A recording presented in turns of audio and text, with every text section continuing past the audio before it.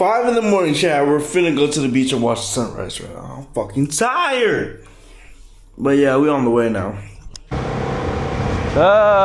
Good morning, Vietnam!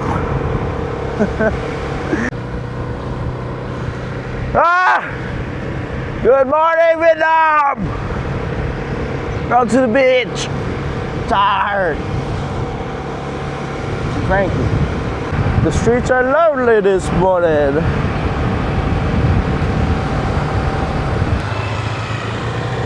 Má hai quỷ kia thức chảy nè, hai đứa mà thức chảy nè, đó đó kìa, má thiệt là tình luôn,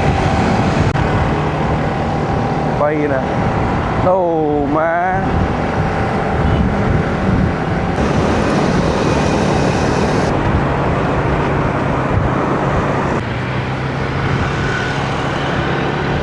I ain't gonna lie, we were supposed to go watch the sunrise today, but woke up kind of late, and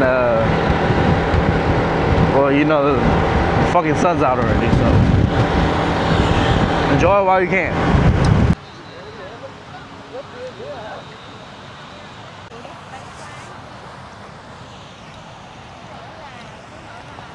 Giờ này mấy người này làm lưới nè, vui không? I ain't gonna lie, I've never seen so much of my people in one spot. Trời ơi, quá trời người luôn.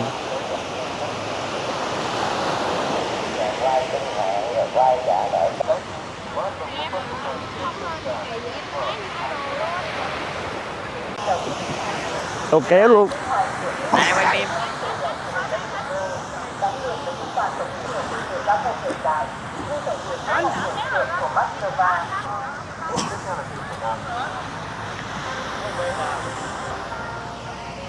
Mà anh với bạn luôn. Mấy chị ơi, hôm nay đi chạy lửa nè, chạy lưới. Ủa gì vậy? Gì vậy? Vô đây nè. Thôi nó mấy chị, rất là khó hay không? Cái kỳ việc này không có dễ gì đâu. Ôi chết mẹ giúp.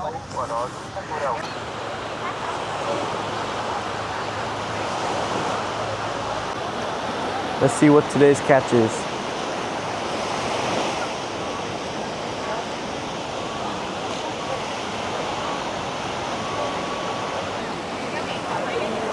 Má đeo giày đeo không bước. Chị bây giờ quay gì á? Đâu? Thấy không? Vô cái đồng báo mà đi rồi. Nó không chết gì nghề. Quay quá đẹp luôn. Dễ sợ thì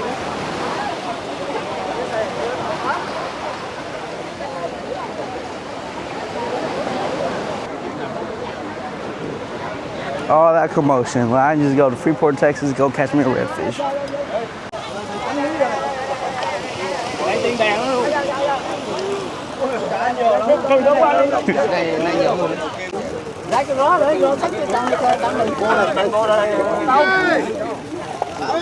Bây giờ we're finna go eat. Đi ăn với gia đình Hạnh Phúc nè. Mà ra ngoài biển nóng thế mày. Ra mồ hôi nè. Đau bụng luôn. Sao con đảo nóng cửa vậy? Yêu ơi, bị bụng rồi nè. Ai kêu không bị bụng, nói người ta trên phố. Fuck!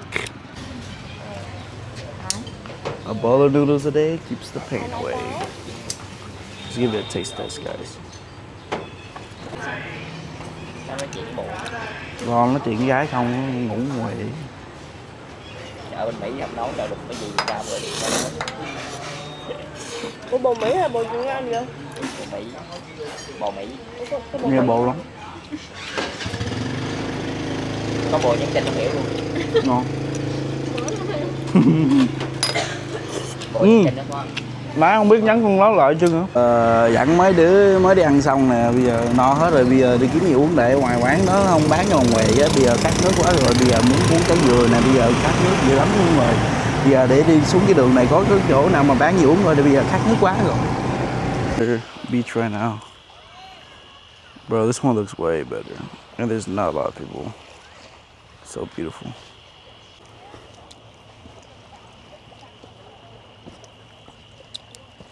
Oh.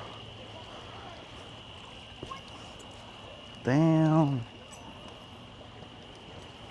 Should I put y'all in the water?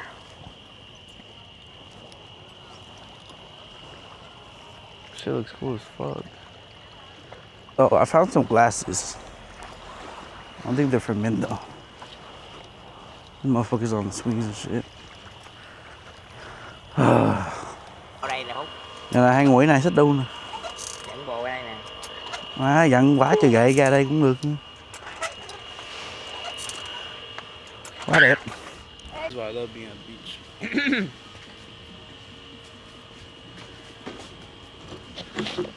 Chứng khoán ở đây hả anh? So good. So good.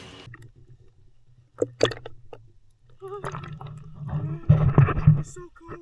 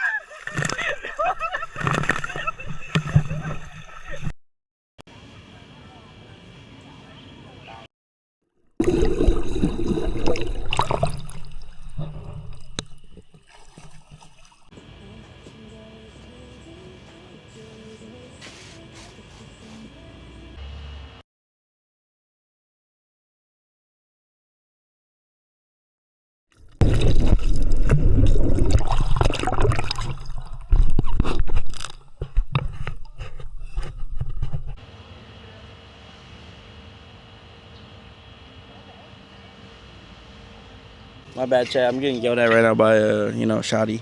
But, we at the beach right now. I just got done with my underwater film.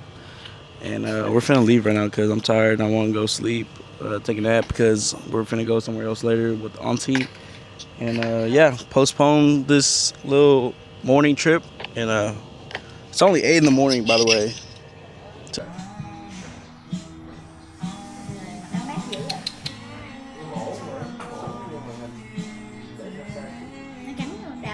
Hơi đau thôi.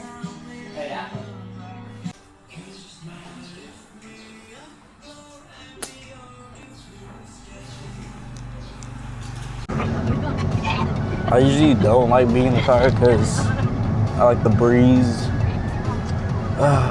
But today would do. I don't know. I think we just got tired driving the motorcycle today. I ain't gonna lie.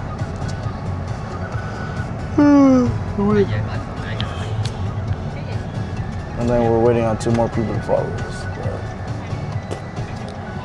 Let's see where we go.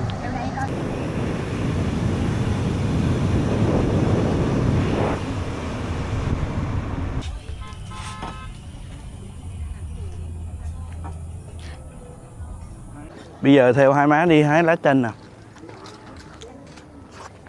Cảnh đẹp không? Mấy tụi mày nhớ gió này không?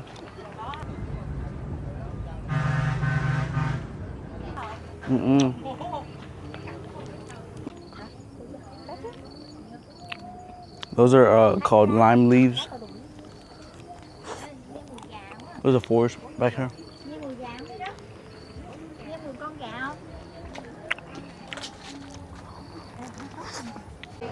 I ain't gonna lie, I'm finna bring some of these hoes back to America. Cause pretty freaking good. Cái chân ông kỳ quá à. Quay cái mặt nè, chứ quay cái chân làm gì? Dám bước lên đó luôn kìa coi kìa. Ê đây mới chụp hình này. Đây. Có cái đít đã không? Nhìn cái đường kia kìa. Nhìn biển đi. Chết nhìn núi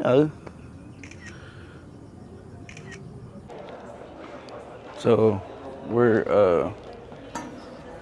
low key trying to buy a house right now for some fucking reason.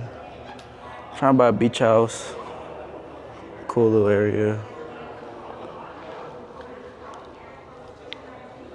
You get a good ass house for $800K, bro. Oh my God, on the beach. Man, bro. I was like, she showed me like the 800K beach houses and stuff. I was like, oh, that's cool. I was like, show me the expensive house. She said 7.5 million. I'm like, bitch. I'm like, God damn, this is expensive. Bởi ba mới nói hỏi gì? Trời, mấy tụi mình đi coi dưới núi này để có đủ tiền để mua trên núi. Nhà mắc quá.